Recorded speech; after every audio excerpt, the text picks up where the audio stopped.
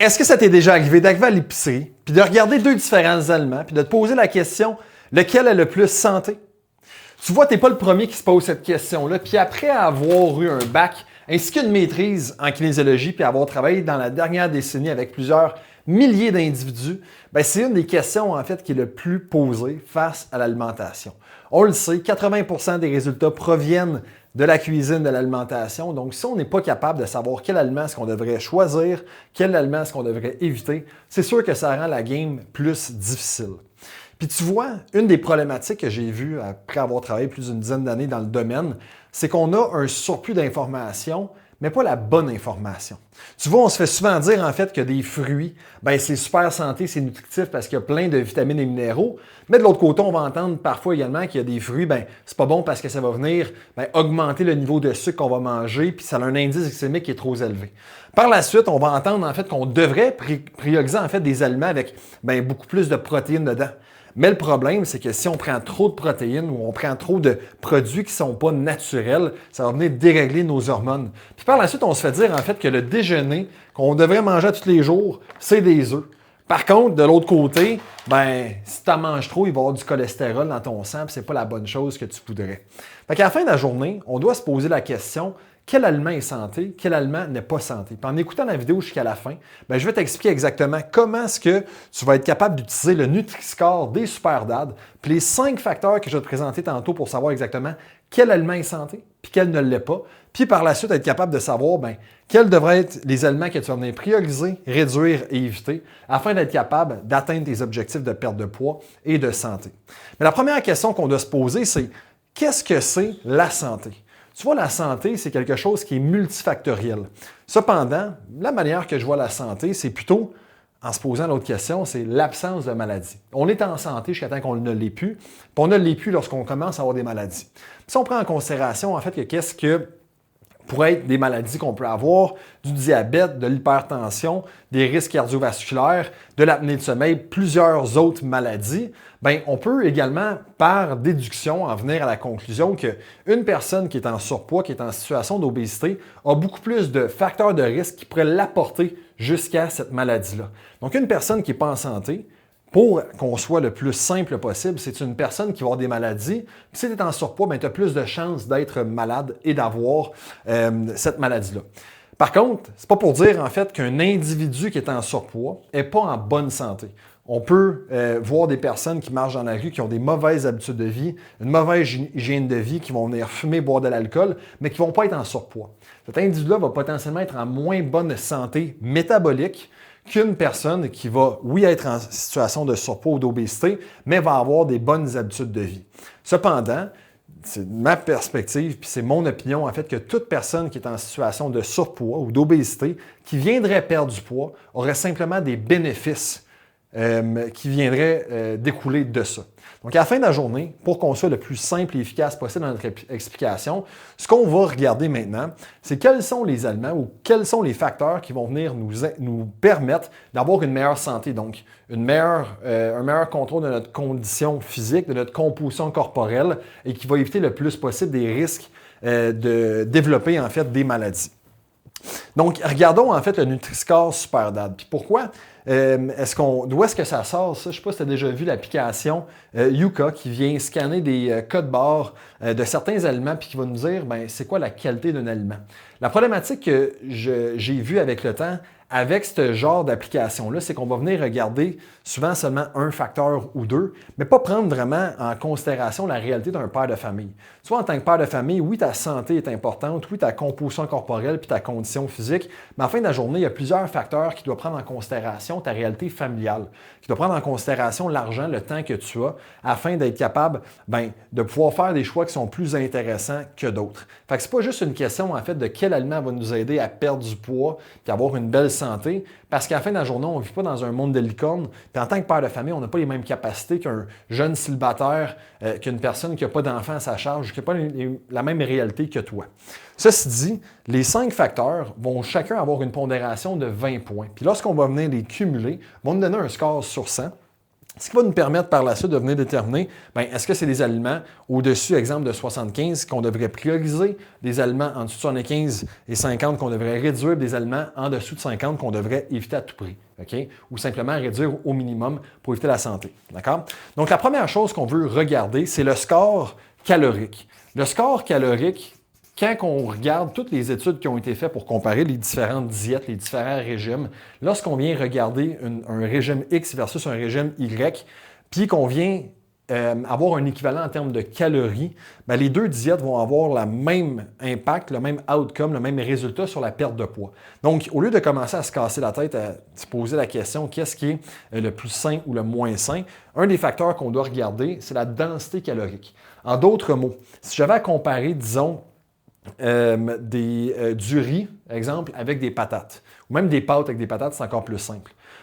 Chacun de ces deux aliments-là n'ont pas la même densité calorique. Disons que je regarde 100 grammes de patates versus 100 grammes de pâtes, je sais en fait que 100 grammes de pâtes va avoir beaucoup plus de calories que 100 grammes de patates. En d'autres mots, je peux manger plus de patates pour avoir moins de calories et donc être capable d'avoir un effet de satiété qui va être plus intéressant. Donc, au niveau de la densité calorique, ce n'est pas de commencer à regarder les aliments qui ont le moins de calories possible, mais quand on fait des comparatifs, quand on regarde, exemple, poulet versus bœuf, on est capable de venir à la conclusion que le poulet va avoir un meilleur score au niveau de la densité calorique. Pourquoi? Parce qu'on va être capable d'en manger moins. On va être capable d'en manger plus sans avoir le même niveau de calories. Donc, avoir une plus grande satiété, ça va nous remplir pendant plus longtemps.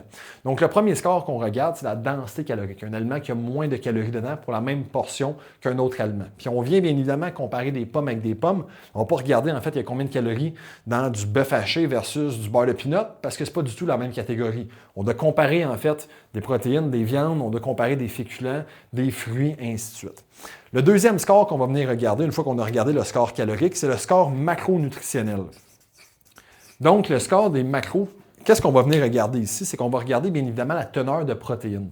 Plus qu'un aliment a de protéines à l'intérieur, plus grand est-ce que ça va nous, mieux est-ce que ça va nous aider à supporter notre masse musculaire, la récupération, mais également un aspect en fait qui est un peu moins expliqué puis communiqué correctement au niveau des protéines, c'est son effet sur la thermogenèse. Tu dois comprendre en fait que chaque gramme de protéines demande 30 % de son énergie juste pour être digéré. Donc, en mangeant des protéines, ça va venir accélérer ton métabolisme ou accélérer le nombre de calories qui est nécessaire pour venir digérer en fait cet aliment-là.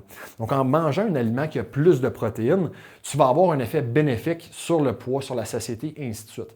On veut également prioriser en fait des aliments qui vont avoir plus de fibres, des aliments qui vont avoir des gras qui sont plus santé, plus sains, moins transformés. Puis également qui va avoir moins de sucre ajouté, qui va favoriser également un indice glycémique qui est un peu plus bas. Indice glycémique veut simplement dire la vitesse à laquelle un sucre va être assimilé à l'intérieur du sang, puis va venir faire élever ta glycémie, le taux de sucre dans le sang.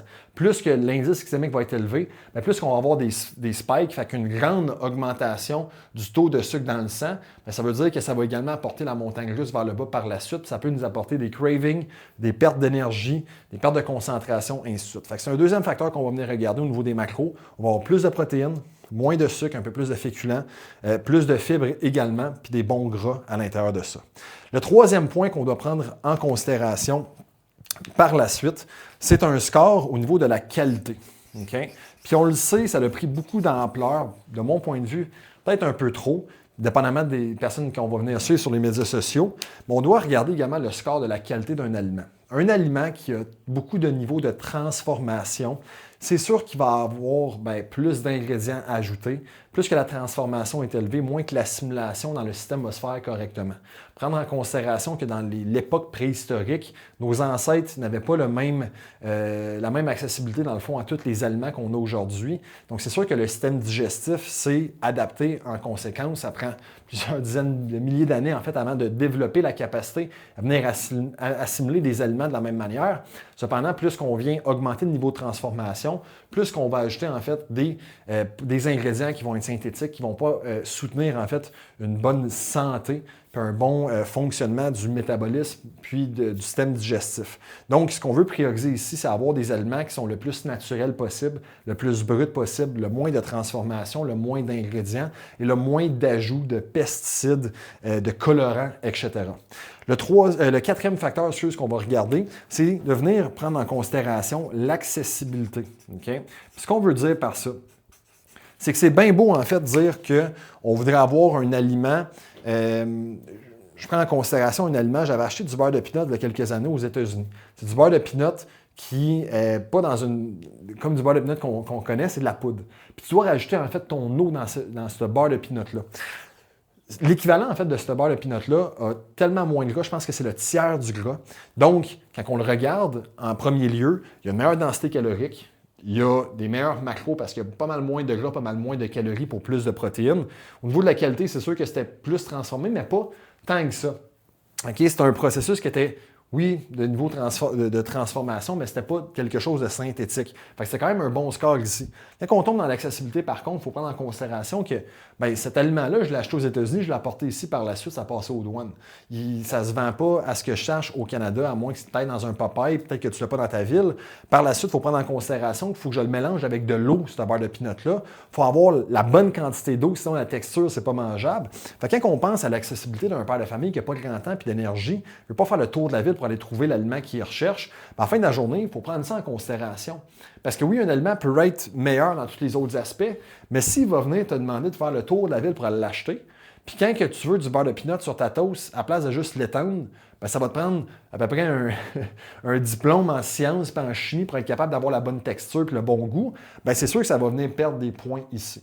Puis on doit également prendre en considération l'argent. Combien est-ce que ça coûte? Si un aliment, oui, va être un peu moins sain, mais va te coûter pas mal moins cher que ça va l'acheter un autre aliment qui est plus sain, il faut aussi prendre ça en considération parce qu'on ne veut pas se ruiner non plus. C'est là, dans le fond, que le facteur, que le Nutri-Score SuperDAD est super intéressant parce que ça ne regarde pas juste le niveau de santé d'un aliment, mais ça prend en considération notre qualité de vie également, puis quel détriment est-ce que ça pourrait avoir si on a un aliment qui ne prend pas ces aspects-là en considération.